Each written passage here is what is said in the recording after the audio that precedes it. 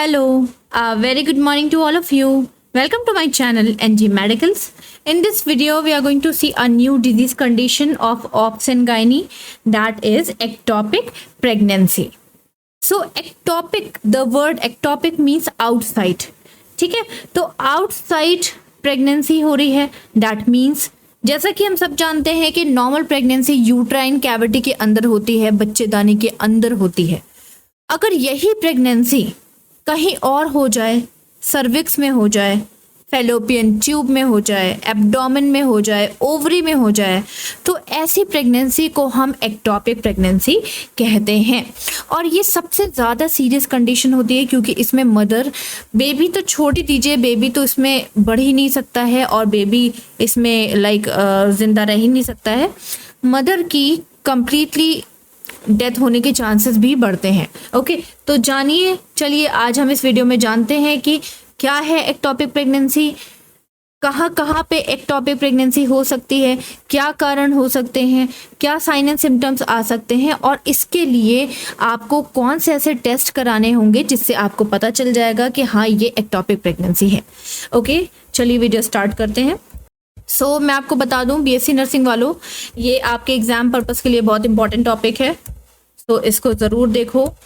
Introduction से start करते हैं। तो जैसा कि मैंने आपको बताया कि एक्टोपिक मीन्स होता है आउटसाइड, तो ये वर्ड जो है वो एक ग्रीक वर्ड से लिया हुआ है, दैट इज एक्टोपॉस। एक्टोपॉस मीनिंग निकालो तो आउटसाइड द प्लेस, इसका पूरा मीनिंग निकलता है आउटसाइड द प्लेस।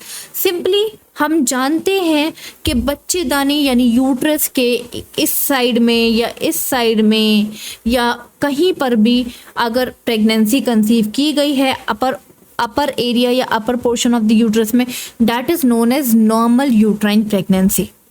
अब अगर मैं बोलूं कि यहाँ पे कोई बच्चे का ग्रोथ एंड डेवलपमेंट करा दिया जाए या यहाँ पे किसी बच्चे का ग्रोथ एंड डेवलपमेंट करा दिया जाए या ओवरी में ही करा दिया जाए या फैलोपियन ट्यूब के आसपास या सर्विक्स के अंदर या तो लोअर सर्विक्स के एकदम अंदर की तरफ स्कार के ऊपर, जो ऑपरेशन पिछली बार हुआ था उसके ऊपर, तो क्या लगता है आपको यहाँ पे कोई बेबी ग्रो कर सकता है? किसी बेबी का डेवलपमेंट हो सकता है? नहीं हो सकता, क्योंकि वहाँ पे स्पेस ही नहीं है। आप देख सकते हो बहुत ईजिली कि सिर्फ नॉर्मल यूट्राइन कैविटी के अंदर इतना स्पेस होता है कि वो 9 मंथ तक एक बेबी के ग्रोथ एंड डेवलपमेंट में पार्टिसिपेट कर सकती है। लेकिन अगर इसी जगह पे आप किसी और जगह को देख लो तो क्या ये 9 मंथ तक किसी एक बेबी का ग्रोथ एंड डेवलपमेंट करा सकती है इतनी कम जगह में? या इतनी कम जगह में हो सकता है? या यहाँ पे हो सकता है या यहाँ पे हो सकता है? कहीं नहीं हो सकता। That's why it is said to be outside the place. Okay, so ये एक तरह की सीवियर कंडीशन है। सीवियर क्यों होगी? मान लो नहीं पता चल पाया किसी भी वजह से कि ये एक्टोपिक प्रेगनेंसी है और आगे चल के इसको स्पेस नहीं मिला और इसने इस एरिया को तोड़ दिया, रप्चर कर दिया, तो ब्लीडिंग होगी, इन्फेक्शन होगा, मदर की डेथ के चांसेस बढ़ जाएंगे। That's why it is said to be a severe condition. क्यों सीवियर? क्योंकि लाइफ थ्रेटनिंग है, किसी की जान भी जा सकती है, लाइफ थ्रेटनिंग कंडीशन है। इसको अगर सॉल्व नहीं किया गया तो इसका रिजल्ट लाइफ थ्रेटनिंग निकल जाएगा। हम इसे इतना ज्यादा सीवियर क्यों कह रहे हैं? क्योंकि नॉर्मल लोकेशन क्या है? Implantation in the cavity at the upper uterine segment. ऊपर के यूट्राइन सेगमेंट में बेबी का ग्रोथ एंड डेवलपमेंट होना चाहिए इनटू द यूट्राइन कैविटी। और abnormal location out of the uterine cavity, uterine cavity के बाहर इसकी एबनॉर्मल लोकेशन मानी जा रही है क्योंकि ये आगे चल के सीरियस रिजल्ट दे सकती है। ओके, डेफिनेशन देख लेते हैं। तो कोई भी ऐसी प्रेगनेंसी जिसमें फर्टिलाइज्ड ओवम कौन होता है? जब स्पर्म और ओवम एक दूसरे से मिल जाते हैं, मीट कर जाते हैं, तो ये एक फर्टिलाइज ओवम बन जाता है। क्यों? क्योंकि इसमें स्पर्म का भी न्यूक्लियस आ जाता है और ओवम का भी न्यूक्लियस आ जाता है, तो इसका नाम पड़ गया फर्टिलाइज्ड ओवम। ठीक है, तो कोई भी फर्टिलाइज्ड ओवम अगर इम्प्लांट हो जाता है, जाकर के फिक्स हो जाता है और डेवलप कर जाता है, कहाँ पे? Outside the normal uterine cavity. ठीक है, नॉर्मल यूट्राइन कैविटी से बाहर की ओर अगर वो कहीं पर भी जाकर के डेवलप होना शुरू हो जाएगा इम्प्लांट होने के बाद, that is known as ectopic pregnancy. Next आ जाते हैं क्लासिफिकेशन। तो इंट्रोडक्शन के टाइम पे मैंने आपको एक इमेज दिखाई थी, आपने देखा होगा कि बहुत सारी जगह पे इम्प्लांट हो सकता है, राइट। तो वही हम साइट देखने वाले हैं कि ऐसी कौन कौन सी साइट्स हैं, ऐसी कौन कौन सी जगह हैं जहाँ पे एक्टोपिक प्रेगनेंसी पॉसिबल है। Okay, so it is divided into the two part, that is extra uterine and uterine. So मैं आपको बता दूं कि हर बार मैं आपको ये बात क्यों बता रही हूँ कि नॉर्मल यूट्राइन कैविटी या implantation in the cavity at the upper uterine segment, ये लाइन मैंने इसीलिए ऐड करी है क्योंकि ज़रूरी नहीं है कि आउटर एरिया में ही डेवलपमेंट या इम्प्लांटेशन हो जाए। यूट्रस की ऐसी बहुत सारी इनर एरिया भी है जहाँ पे अगर इम्प्लांटेशन हो जाएगा और डेवलपमेंट होने लगेगा तो उसे हम एबनॉर्मल ही मानेंगे। तो चलिए देख लेते हैं division. Extra uterine, extra means होता है आउटर, यूट्राइन मीन्स होता है यूट्राइन, यूट्रस की मतलब कैविटी या यूट्राइन एरिया, ठीक है। तो यूट्राइन एरिया के बाहर अगर इम्प्लांटेशन हुआ दैट इज एक्स्ट्रा यूट्राइन। तो यूट्राइन एरिया के बाहर कौन कौन सा एरिया हम मानेंगे? अगर आपका ये यूट्रस है, ठीक है, ये मान लो आपका यूट्रस है, तो सिर्फ और सिर्फ इतना ही एरिया आप यूट्राइन का मानोगे। इसके अलावा जितनी भी आपको चीजें मिलेंगी, जैसे कि फेलोपियन ट्यूब मिल गई आपको, जैसे कि आपको ओवरी मिल गई, जैसे कि आपको आसपास का एब्डोमिनल एरिया मिल गया, ये पूरी एक्स्ट्रा यूट्राइन एरिया है, ठीक है। तो it is divided into tubal, ovarian and abdomen area. Okay, tube, जैसा कि हम जानते हैं कि ट्यूब खुद में ही बहुत सारे पार्ट्स में डिवाइड रहता है। यहाँ पे मैं आपको दिखा दूं, देख लो यहाँ पे। तो एक फेलोपियन ट्यूब जो कि कितने पार्ट में डिवाइड है? इंट्रास्टिशियल, शुरुआती एरिया इंट्रास्टिशियल, फिर एक पतला से एरिया इस्थेमस, फिर एक चौड़ा एरिया जिसमें ओवम आकर के रेस्ट करता है, दैट इज एम्पुला। देन ये वाला एरिया एम्पुला जहां पे खत्म होता है, फिर एक ये एरिया स्टार्ट होता है, ये वाला area. Okay, this area, this is known as infundibulum, ये वाला area, and last area this is known as fimbriae. Okay, तो ये सारी चीजें हमारे फेलोपियन ट्यूब में होती हैं। सबसे ज्यादा 70% यहाँ पे दिखाया हुआ है, कहीं कहीं पे 55% बताया जाता है। फेलोपियन ट्यूब के अंदर इम्प्लांटेशन सबसे ज्यादा एम्पुलरी रीजन में होता है। कंपटीशन लेवल पे ये पूछा जाता है, एक्टोपिक प्रेगनेंसी में ट्यूबल प्रेगनेंसी के अंदर सबसे मोस्ट कॉमन एरिया कौन सा है जहां पे ट्यूबल प्रेगनेंसी हो सकती है? तो that is your ampullary region, ठीक है। 70% चांसेस हैं कि अगर ट्यूब में प्रेगनेंसी हुई तो वो आपके एम्पुला में हो जाएगी। इसका मेन कारण या मेन रीजन ये है कि जैसे कि आप जानते हो कि आपका जो ये ओवम है ये एम्पुला में आकर के ही वेट करता है स्पर्म का। तो हो सकता है कि स्पर्म यहाँ तक आए और इसे फर्टिलाइज करे और ये फिर आगे बढ़ के यूट्राइन कैविटी में जा ही ना पाए और यहीं पे इम्प्लांटेशन और डेवलपमेंट हो जाए, ठीक है। तो ये सारी चीज़ें इंपॉर्टेंट है नॉलेज पर्पस के लिए कि सबसे मोस्ट कॉमन ट्यूबल प्रेगनेंसी देखी जाती है एक्टोपिक प्रेगनेंसी के अंदर, और सबसे मोस्ट कॉमन एरिया कौन सा है? एम्पुलरी एरिया या एम्पुला। चलिए आगे चलते हैं। तो देख लीजिए, एम्पुला में 55% मैंने लिखा हुआ है, ये मैंने बुक से लिखा है, DC Dutta. Then isthmus 25%, infundibulum 18%, interstitial 2%। इस तरह से डिवीजन किया गया है। ओवेरियन में किसी भी ओवरी की तरफ या ओवरी के अंदर इम्प्लांटेशन हो सकता है, कॉजेज इसके अननोन है। इसके अलावा एब्डोमेन की अगर बात करो तो एब्डोमेन खुद में ही दो पार्ट में डिवाइड है, primary and secondary. Primary abdominal pregnancy कैसे हो सकती है? जब डायरेक्ट एब्डोमेन के आसपास आकर के स्पर्म और ओवम मिल जाएं। अब क्वेश्चन ये उठता है कि भाई ऐसे कैसे एब्डोमेन में प्रेगनेंसी हो जाएगी? तो इसका भी अभी रीजन अननोन है, ठीक है, रिसर्च चल रही है इस पे। तो यूट्रस के बाहरी आसपास के एरिया में अगर फर्टिलाइज ओवम आ गया और इम्प्लांट कर गया किसी भी वजह से डायरेक्टली, तो वो प्राइमरी के अंदर में आता है। और अगर सेकेंडरी की बात करो तो भाई सेकेंडरी मीन्स होता है सेकेंड, ठीक है। तो सेकेंडरी में क्या होता है कि पहले इम्प्लांटेशन आपका फैलोपियन ट्यूब में होगा और फैलोपियन ट्यूब को क्रॉस करता हुआ अगर ये एब्डोमिनल एरिया में चला गया then only you can say that कि सेकेंडरी एब्डोमिनल एक्टोपिक प्रेगनेंसी हुई है। समझ गए? प्राइमरी मीन्स पहला, यानी कि direct implantation out of the uterine cavity में हुआ है और आसपास एब्डोमेन के हो गया। सेकेंडरी, पहले इम्प्लांटेशन हुआ था आपके फैलोपियन ट्यूब के अंदर, उसके बाद फैलोपियन ट्यूब से खिसकता हुआ शिफ्ट होता हुआ वो कहीं ना कहीं एब्डोमिनल एरिया में जा पहुंचा, ठीक है, और वहां पे इम्प्लांटेशन हो गया, तो वो हो गया सेकेंडरी। सेकेंडरी को देखा जाए तो दो पार्ट में डिवाइड है, इंट्रा पेरिटोनियल और एक्स्ट्रा पेरिटोनियल। देखो हम सभी जानते हैं कि पेरिटोनियल कैविटी आपके एब्डोमेन की कैविटी होती है, ठीक है।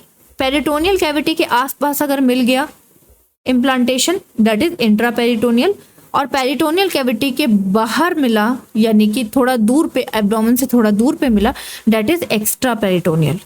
एग्जाम्पल ले लेते हैं, ये यूट्रस है आपका, ठीक, ये एब्डोमेन है आपका, मान लो ये एब्डोमेन है आपका, ठीक, ये यूट्रस है आपका। अगर इम्प्लांटेशन हुआ था तो इस एरिया में हुआ था। अब इस एरिया में होने के बाद जो हमारा फर्टिलाइज ओवम है वो किसी भी तरह से इसको पेनिट्रेट कर गया, इसको इसके पार चला गया, और पार जाने के बाद ये आपके एब्डोमेन के आसपास कहीं पे अटैच हो गया, ठीक, that is known as secondary extraperitoneal abdominal cavity. Intraperitoneal यही कहीं यहाँ इसको पेनिट्रेट करके यहीं कहीं आसपास अटैच हो गया, that is intra peritoneal abdominal pregnancy. I think आपको क्लियर हुआ होगा। आगे देख लेते हैं। तो सिंपली टेंशन लेने की जरूरत नहीं है। एब्डोमेन में दो तरह के हैं, अगर डायरेक्ट एब्डोमेन के आसपास इम्प्लांटेशन हुआ तो वो प्राइमरी हो गया, इनडायरेक्टली हुआ, पहले इम्प्लांटेशन फैलोपियन ट्यूब में हुआ था, वहां से खिसकने के बाद वो एब्डोमेन के आसपास इम्प्लांट हो गया, that is secondary abdominal pregnancy, ठीक है। सेकेंडरी भी दो पार्ट में डिवाइड था, इंट्रा पेरिटोनियल, एक्स्ट्रा पेरिटोनियल। अगर आपकी स्टमक के आसपास अटैचमेंट हुआ that is intra peritoneal, stomach से दूर हुआ that is extra peritoneal, okay. फिर आ जाते हैं सर्वाइकल, सर्विक्स में आकर के अटैचमेंट हो गया that is cervical ectopic pregnancy. अब आप सोच रहे होगे कि भाई सर्वाइकल एक्टोपिक प्रेगनेंसी हो गया अगर, तो हम उसको एक्टोपिक प्रेगनेंसी क्यों बोल रहे हैं, हम उसको प्लासेंटा प्रीविया भी बोल सकते हैं, बट ऐसा नहीं है। प्लासेंटा प्रीविया में सर्विक्स के ऊपर इम्प्लांटेशन हो रहा है और एक्टोपिक प्रेगनेंसी में सर्विक्स के अंदर इम्प्लांटेशन हो रहा है, बस ये डिफरेंस है। प्लासेंटा प्रीविया में सर्विक्स के ऊपर इम्प्लांटेशन हो सकता है, सर्विक्स की ओपनिंग के ऊपर, लेकिन एक्टोपिक प्रेगनेंसी में लोअर सर्विक्स के अंदर एकदम अंदर की तरफ इम्प्लांटेशन हो रहा है, ठीक। तो ये थे आपके सर्वाइकल। नेक्स्ट आ जाओ एंगुलर। तो एंगुलर दिखा देती हूँ, ये देखो यहाँ पे देख लो एंगुलर। एंगुलर मीन्स होता है सर्विक्स के और फैलोपियन ट्यूब के बीच का जो एंगल है, जो जंक्शन है, अगर वहाँ पे प्रेगनेंसी यहाँ पे हो गई, कंसीव हो गई, यहाँ पे इम्प्लांटेशन हो गया, that is angular ectopic pregnancy. Next आ जाओ कॉर्नुअल। कॉर्नुअल एक्टोपिक प्रेगनेंसी कहाँ पे हो रही है, देखो कॉर्नुआ यानी कि यूट्रस के हॉर्न पे, यूट्रस का हॉर्न है ये। एंगुलर और कॉर्नुअल एक्टोपिक प्रेगनेंसी में एक ही फर्क है, एंगुलर में इस साइड में हो रही है और कॉर्नुअल में थोड़ा ऊपर की तरफ हो रही है। तो आई थिंक आपको क्लियर होंगे सारे। देखो ट्यूबल मैंने आपको बता ही दिया, ओवरी के अंदर हो रहा है। एब्डोमेन मैंने आपको बता दिया, primary direct abdominal ectopic pregnancy हो रही है, दैट इज प्राइमरी। अगर इनडायरेक्टली हो रही है, फैलोपियन ट्यूब के थ्रू हो रही है, दैट इज सेकेंडरी। फिर इंट्रापेरिटोनियल, एक्स्ट्रापेरिटोनियल, एब्डोमेन के पास हो रही है तो इंट्रापेरिटोनियल, एब्डोमेन से थोड़ा दूर हो रही है तो एक्स्ट्रापेरिटोनियल। फिर आ जाते हैं यूट्रस के अंदर कहाँ कहाँ पे एबनॉर्मल जगह पे प्रेगनेंसी कंसीव हो सकती है। सर्विक्स में हो सकती है, दिखा दिया। एंगुलर हो सकती है, ये भी दिखा दिया। कॉर्नुअल हो सकती है, ये भी दिखा दिया। नेक्स्ट आते हैं सिजेरियन स्कार। अगर पिछले प्रेगनेंसी में ऑपरेशन के थ्रू यानी कि सिजेरियन सेक्शन के थ्रू अगर प्रेगनेंसी वो डिलीवर हुई होगी, बेबी डिलीवर हुआ होगा, तो वो स्कार तो यहाँ पे बना रहेगा ना। पहले एब्डोमेन को कट करोगे, फिर यूट्रस को कट करोगे, तब जाकर के एक बेबी को बाहर लेकर के आओगे ना। तो जब कट करते हो ना स्कार को, तो वहाँ पे एक निशान सा रह जाता है। जब आपको डीप कट लग जाता है तो वहाँ पे एक निशान सा रह जाता है। सेम चीज़ यूट्रस के अंदर भी एक निशान सा रह जाता है। अगर प्रेगनेंसी उसी स्कार पे आकर के नेक्स्ट प्रेगनेंसी कंसीव हो गई, डेवलपमेंट होने लगा, that is caesarean scar ectopic pregnancy. यहाँ पे देख लो caesarean scar ectopic pregnancy. Next आ जाते हैं, अब हम डिटेल में देखेंगे ट्यूबल प्रेगनेंसी, उससे पहले थोड़ा सा देख लो इंटरस्टिशियल क्या है, development of the embryo into the interstitial department, यानी कि junction of the uterus and fallopian tube. Next आ जाओ isthmus, just after the interstitial department if the implantation occurs that is known as isthmus ectopic pregnancy, ठीक है। if the implantation occurs at the area of the ampulla that is ampullary ectopic pregnancy, if implantation occurs at the before the ampullary region that is infundibulum ectopic pregnancy, ठीक। If the pregnancy occurs into the ovaries, that is known as ovarian ectopic pregnancy. If the pregnancy occurs in cervical area or into the cervix, that is cervical ectopic pregnancy. If the pregnancy implanted around the abdomen or on the abdomen, that is known as abdominal ectopic pregnancy. ठीक है, simply सबकी definition मैंने आपको दिखा दी है, आप उसमें से नोट डाउन कर लेना। नेक्स्ट आ जाओ ट्यूबल एक्टोपिक प्रेगनेंसी के बारे में देखते हैं। देखो जैसा कि मैंने आपको बताया 97% ट्यूबल एक्टोपिक प्रेगनेंसी आपको देखने को मिलेगी, ठीक है। तो अभी हम ट्यूबल एक्टोपिक प्रेगनेंसी को डीप में डिस्कस करेंगे। तो वो pregnancy, the pregnancy occurs in any part of the tube, कौन सी ट्यूब, फैलोपियन ट्यूब, ठीक है। तो फैलोपियन ट्यूब के किसी भी पार्ट में अगर एक्टोपिक प्रेगनेंसी हो जाती है या इम्प्लांटेशन हो जाता है, that will known as ectopic pregnancy, ठीक है, that is tubal ectopic pregnancy. अब आ जाओ इंसिडेंस रेट, तो हर 300 प्रेगनेंसी में एक प्रेगनेंसी आपको ट्यूबल एक्टोपिक प्रेगनेंसी का केस मिल सकता है। कॉजेज देख लेते हैं कि ऐसे कौन कौन से कॉजेज हैं जिसमें ट्यूब के अंदर ही प्रेगनेंसी कंसीव हो रही है, सॉरी प्रेगनेंसी इम्प्लांट हो रही है। ओके, फर्स्ट है, देखो इनको 4 पार्ट में डिवाइड कर लो, 5 पार्ट में। सबसे पहले इन्फेक्शन की बात करेंगे, तो हो सकता है कि आपके फैलोपियन ट्यूब में कोई इन्फेक्शन हो गया हो। अब यहाँ पे अगर इन्फेक्शन हो जाएगा तो यहाँ पे अंदर इंटरनल स्वेलिंग आ जाएगी। इंटरनल स्वेलिंग आ जाएगी तब क्या प्रॉब्लम आएगी, प्रॉब्लम ये आएगी कि देखो स्पर्म होता है बहुत पतला सा, चाहे कितनी भी स्वेलिंग आए, स्पर्म आराम से इसके अंदर आ करके ओवम जो कि वहां पे एम्पुला में वेट कर रहा था, ओवम को फर्टिलाइज कर देता है। तो जब स्पर्म और ओवम एक दूसरे से इस तरह से मिल जाएंगे, देखो ये स्पर्म और ओवम एक दूसरे से मिले हुए हैं, ठीक है, तो एक फर्टिलाइज ओवम बन जाएगा।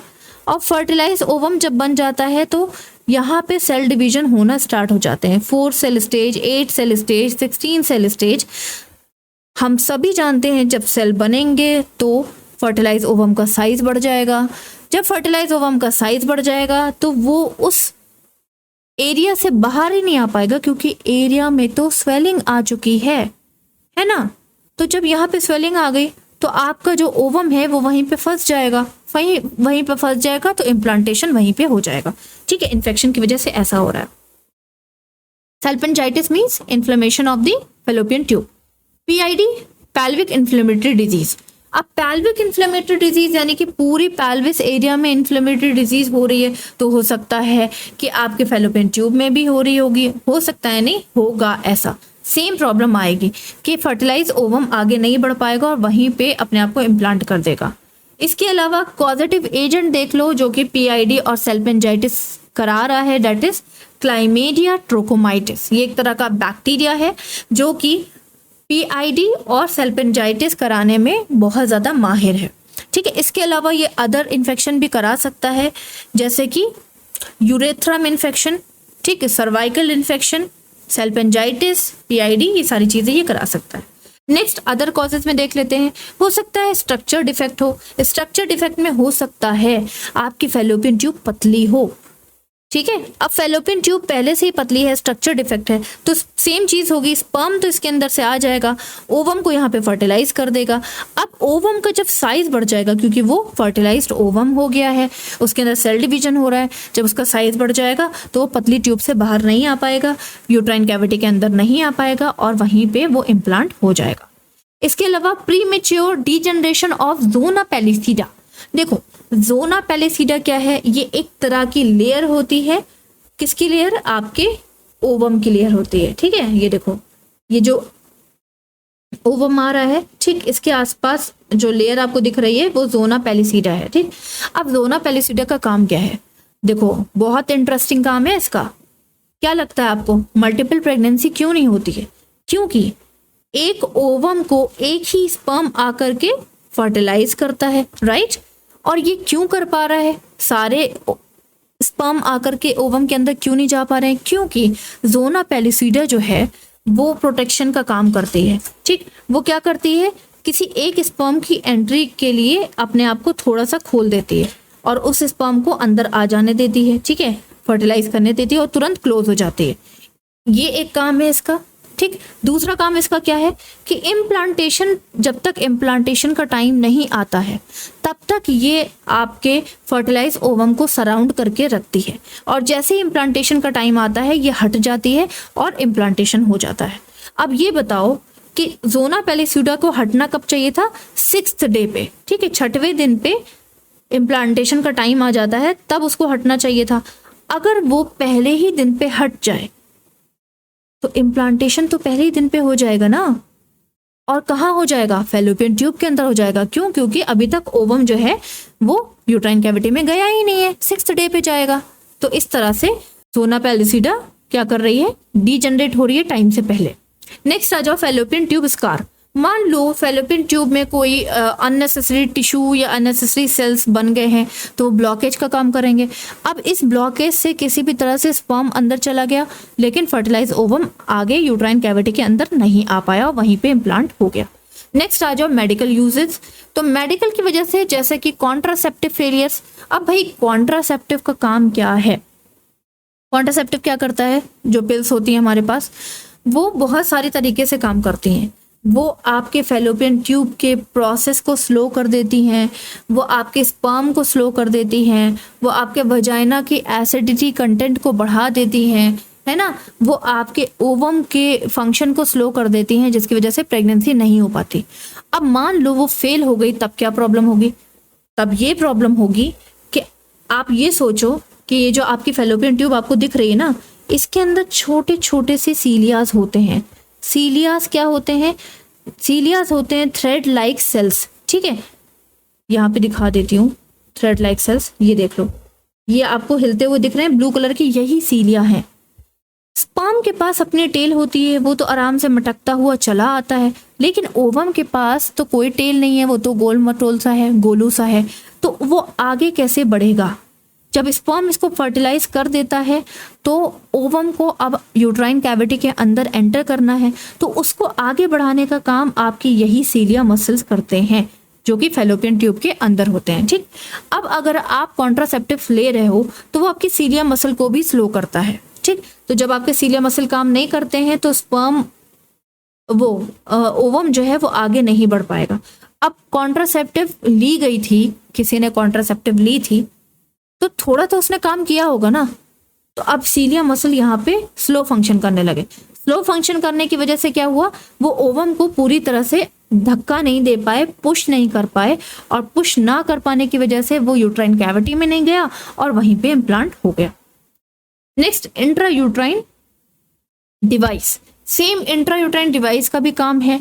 इंट्रा यूट्राइन डिवाइस की वजह से क्या हुआ कि यहाँ पे मान लो इंट्रा यूट्राइन डिवाइस लगा हुआ है और वो ठीक से नहीं लगा है। कॉपर टी मान लो यहाँ पे लगा है, ठीक से नहीं लगा है, या कॉपर टी का ठीक से फंक्शन नहीं हो पाया, फिर भी यहाँ पे प्रेगनेंसी हुई, किसी भी तरह से स्पर्म अंदर चला गया, कॉपर टी ठीक से लगा नहीं था और स्पर्म अंदर चला गया, ठीक। स्पर्म अंदर चला गया, उसने ओवम को फर्टिलाइज किया।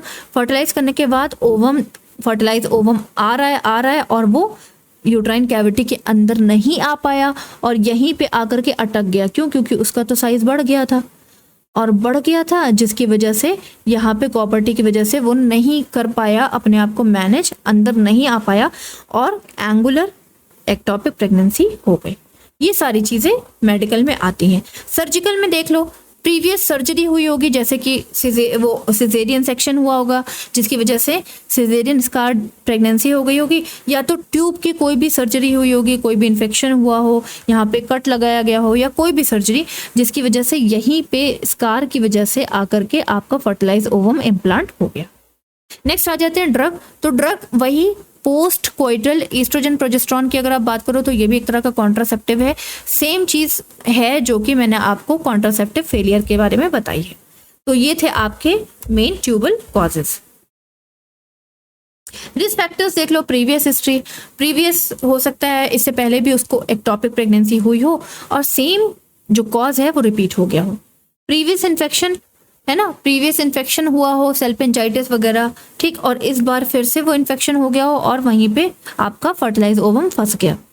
लेप्रोस्कोपी एंड लेप्रेक्टमी, ठीक है, यहाँ पे ऐड कर लेना लेप्रोस्कोपी के साथ लेप्रेक्टमी।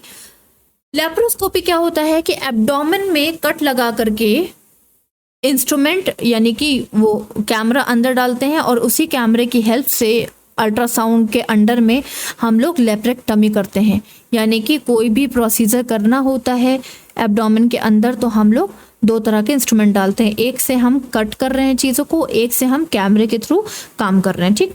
तो हो सकता है कि यहाँ पे जब आपने पिछली बार लेप्रेक्टोमी किया हो तो यहाँ पे एक कट लगा हो और फिर यहाँ फेलोपियन ट्यूब के आसपास एक कट लगा हो और अगली बार जो प्रेगनेंसी हुई वो इसी स्कार की वजह से फेलोपियन ट्यूब में ही प्रेगनेंसी हो गई। नहीं तो सेकेंडरी एब्डोमिनल प्रेगनेंसी हो सकती है। कैसे हो सकती है? हो सकता है कि यहाँ से फेलोपियन ट्यूब फिसल करके एब्डोमेन में चला गया हो और यहाँ पे इम्प्लांट हो गया हो, that is secondary abdominal pregnancy, ठीक है। या tubal ligation, tubal ligation means होता है ट्यूब को दबा देना। किसी भी वजह से हमने ट्यूब को दबाया, लाइगेट किया, ये देखो ट्यूब को किसी भी वजह से हमने दबाया था पिछली बार, ठीक, और उसी का निशान पड़ गया। जब आप रिंग पहनते हो अपनी फिंगर में और जब रिंग उतारते हो तो वो एरिया आपको थोड़ा सा दबा हुआ दिखता है, ठीक है।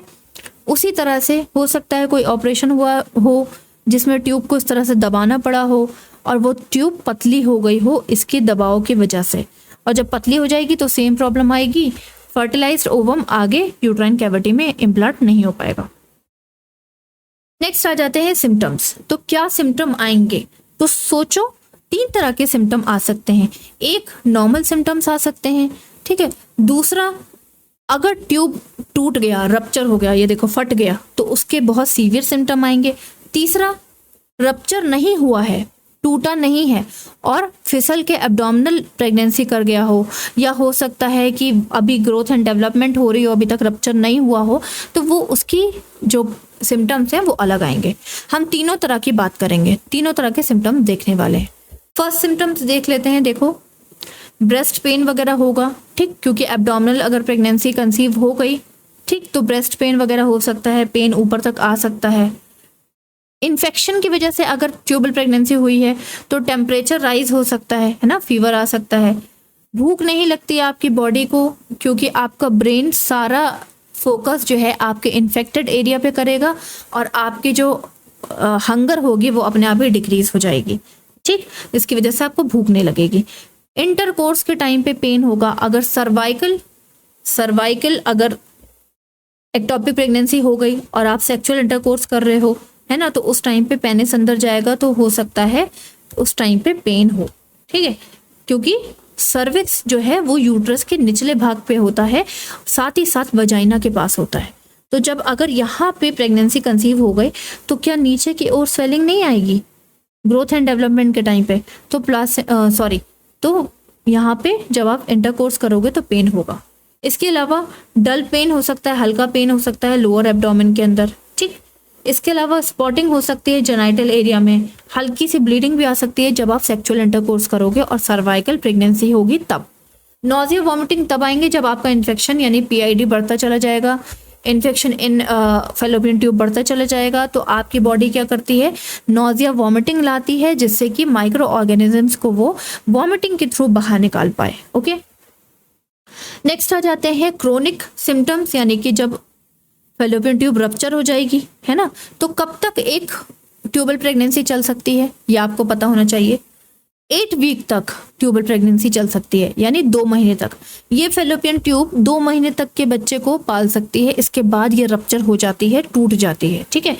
अब रप्चर होने के बाद किस तरह के सिम्टम आएंगे? बहुत ज़्यादा पेन होगा लोअर एब्डोमेन में, ठीक है। शोल्डर और चेस्ट में भी पेन हो सकता है अगर ये टूट करके ऊपर की ओर चला गया तो, ठीक है। डिजीनेस और फेंटिंग, चक्कर आ सकते हैं, है ना, इन्फेक्शन के चांसेस बढ़ सकते हैं, तेज से फीवर आएगा और बहुत ज़्यादा पेल्विक एरिया में पेन होगा।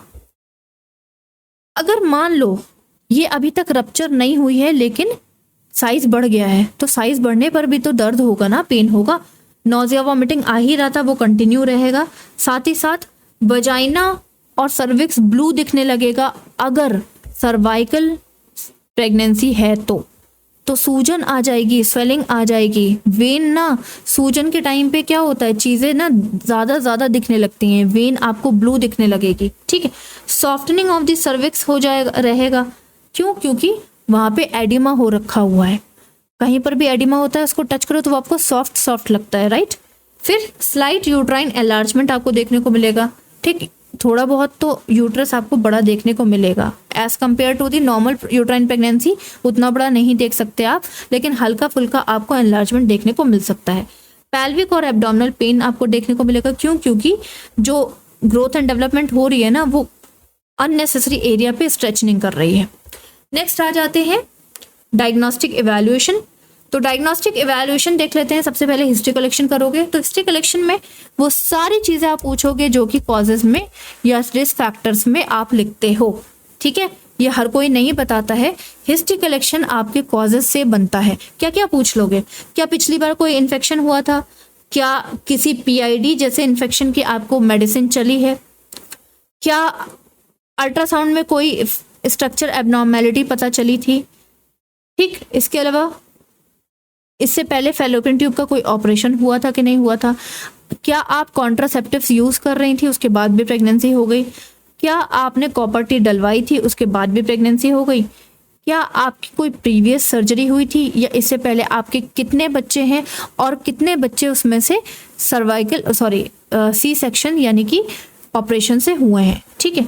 क्या इससे पहले कोई ट्यूबल फाइब्रॉइड सिस्ट या ट्यूमर तो नहीं था जिसकी वजह से सर्जरी की गई हो, ठीक है। ये सारी चीजें आप हिस्ट्री कलेक्शन में पूछ लोगे। इसके अलावा physical examination, head to toe examination करोगे जिसमें आपको सिंपली आपको क्या मिलेगा, उसको हेडेक हो सकता है टेंशन की वजह से। फेस में देखोगे तो फेशियल एक्सप्रेशंस आपको साफ एंजाइटी, पेन के साथ, देन कंफ्यूजन, डिस्कम्फर्ट फेस पे देखने को मिल जाएगी। देन ब्रेस्ट में वो बताएगी कि उसको ब्रेस्ट पेन हो रहा है। एब्डोमिनल एग्जामिनेशन करोगे तो एब्डोमिनल एग्जामिनेशन में आपको यूट्रस आपको बहुत एनलार्ज यानी बहुत बड़ा नहीं मिलेगा। साथ ही साथ पैल्पेट करके देखोगे तो कोई भी बेबी का एक्सट्रीमिटी फील नहीं होगा, बेबी का प्रेजेंस कोई भी फील नहीं होगा क्योंकि वो यूट्रस के अंदर है ही नहीं, ठीक है। इसके अलावा वेट देख लोगे मदर का, तो मदर का वेट बहुत ही स्लाइटली हल्का सा बड़ा होगा, ज्यादा बड़ा भी नहीं होगा। इसके अलावा अब मेनली हम यूरिन टेस्ट करा लेंगे, तो यूरिन टेस्ट में पता चलेगा क्या HCG लेवल है। जब प्रेगनेंसी हो जाती है, ठीक है, तो उस टाइम पे क्या होता है, आपका HCG लेवल बढ़ा होता है। और जब प्रेगा न्यूज़ आप देखते हो तो उसमें आपको 2 लाइन आती हैं। 2 लाइन क्यों आती हैं, क्योंकि आपका HCG लेवल की 1 लाइन होती है और 1 लाइन पहले से आई होती है, ठीक है।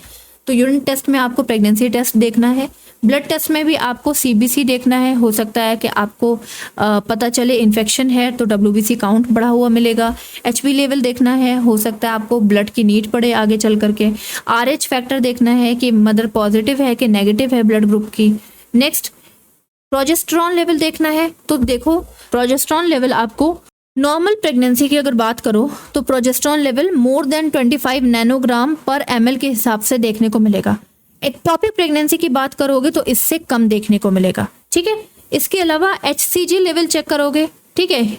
HCG लेवल क्या है, that is human chorionic gonadotropin hormone, जो कि प्रेगनेंसी को दर्शाता है, ठीक है।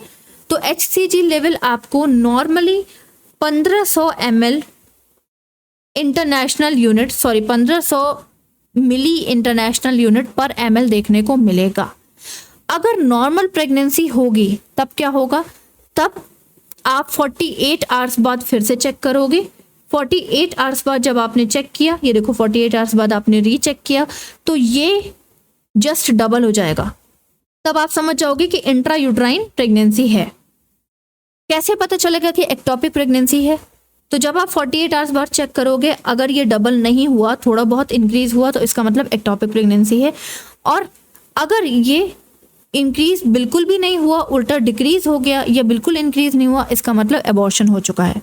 ठीक है, तो ये 3 चीज़ें आपको देखने को मिलेंगी। 3 चीज़ें क्या क्या देखने को मिल रही हैं? जब आप बीटा HCG लेवल चेक कर रहे हो, ब्लड में HCG लेवल चेक कर रहे हो, तो आपको 1500 ml 1500 मिली इंटरनेशनल यूनिट पर ml के हिसाब से देखने को मिलेगा। कब मिल रहा है ये? 8 वीक में। ठीक है, 8 वीक में आपको इतना देखने को मिल रहा है। फिर आप 48 आवर्स बाद जब चेक कराओगे, तो ये अगर आपको जस्ट डबल मिल गया, इसकी क्वांटिटी डबल हो गई, तो इसका मतलब नॉर्मल यूट्राइन प्रेगनेंसी है, सब कुछ नॉर्मल है। अगर डबल नहीं हुई, थोड़ी बहुत इंक्रीज हुई, इसका मतलब एक्टोपिक प्रेगनेंसी है। अगर बिल्कुल भी इंक्रीज नहीं हुई, इसका मतलब ये एबॉर्शन का केस है। ठीक है, तो इससे आप 3 चीज़ों का पता लगा सकते हो। नेक्स्ट आ जाते हैं कुल्डोसिंथेसिस। कुल्डोसिंथेसिस क्या है? देखो, जब अगर एक्टोपिक प्रेगनेंसी रप्चर हो जाएगी, तो उसकी जो ब्लीडिंग है वो एक पाउच में आकर के स्टोर हो जाएगी। ठीक है, कौन सा पाउच? ये पाउच जो है आपके वजाइना और आपके रेक्टम, जहाँ से स्टूल पास होता है, उसके बीच में एक खाली जगह होती है, जिसको हम लोग रेट्रोयूट्राइन पाउच या पाउच ऑफ डगलस भी बोलते हैं। ठीक है, जब इसमें इन्फेक्शन या ब्लड या पस या कुछ भी भर जाएगा, उसको आपको इंजेक्शन के थ्रू बाहर निकालना है इस तरह से। इस प्रोसीजर को हम कुल्डोसिंथेसिस कहते हैं। तो ये हम कब करेंगे? रप्चर्ड एक्टोपिक प्रेगनेंसी में करेंगे फॉलो। और अगर आपने ये प्रोसीजर फॉलो नहीं किया, तो यहाँ पे इन्फेक्शन फैल जाएगा, तब आपके यूट्रस के अंदर, आपके वजाइना के अंदर, आपके रेक्टम के अंदर इन्फेक्शन हो सकता है। ठीक है, नेक्स्ट आ जाते हैं लेप्रोस्कोपी। लेप्रोस्कोपी मीन्स क्या होता है? हमें विजुअलाइजेशन करना है। अब जब हमें पता चल गया है, HCG लेवल देखने के बाद हमें पता चल गया कि एक्टोपिक प्रेगनेंसी का केस है, तो हमें क्या करना है? लेप्रोस्कोपी करना है, यानी कि एब्डोमेन में थोड़ा सा कट लगा करके कैमरा अंदर डालना है। अब उस कैमरे से पूरे पैल्विक ऑर्गन्स में देखना है कि अगर एक्टोपिक प्रेगनेंसी हुई है तो किस एरिया में हुई है। ठीक है, इसके अलावा अल्ट्रासाउंड पहले करा दोगे। अल्ट्रासाउंड से आपको इंट्रा यूट्राइन कैविटी देखने को मिल जाएगी। अगर नॉर्मल प्रेगनेंसी हुई तो बेबी देखने को मिलेगा इस तरह से, और उसके हार्ट रेट देखो, हार्ट बीट ऐसे देखने को मिलेगी। अगर एक्टोपिक प्रेगनेंसी हुई तो बेबी आपको यहाँ पे एब्सेंट मिलेगा, यूट्रस के अंदर कोई बेबी देखने को नहीं मिलेगा। तब आप लेप्रोस्कोपी करा के पता करोगे कि अगर यूट्रस में बेबी नहीं है तो कहाँ पे इम्प्लांटेशन उसका हुआ है। तो ये थे आपका, अभी तक मैंने आपसे क्या क्या डिस्कस कर लिया है? इंट्रोडक्शन, डेफिनेशन, देन उसके classification, then tubal pregnancy, then उसके कॉजेज, देन उसके sign and symptoms and diagnostic evaluation of ectopic pregnancy. ठीक है, मैनेजमेंट का वीडियो मैं इससे पहले बना चुकी हूँ, ये मैं बनाना भूल गई थी, तो आप प्लीज़ मैनेजमेंट का वीडियो देख लीजिएगा। मेरे एंड स्क्रीन पे आपको मैनेजमेंट ऑफ एक्टोपिक प्रेगनेंसी देखने को मिल रहा होगा, उस पर क्लिक करो और उसे देख लो। ठीक है, मिलते हैं नेक्स्ट वीडियो में। Till then bye bye, take care, have a nice day.